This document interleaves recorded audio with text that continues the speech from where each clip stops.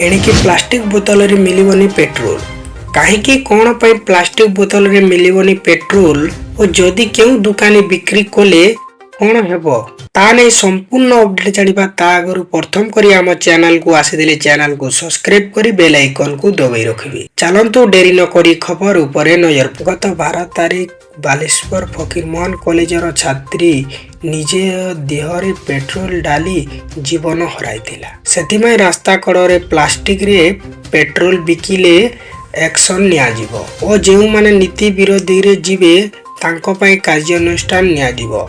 Petrol pump संघ जोगाण मंत्री कृष्णचंद्र पात्र समस्त जिलापाल को सख्त निर्देश देइछंती एवं काच बोतल रे पेट्रोल बिक्री करि पारिबे बोली कहिछंती।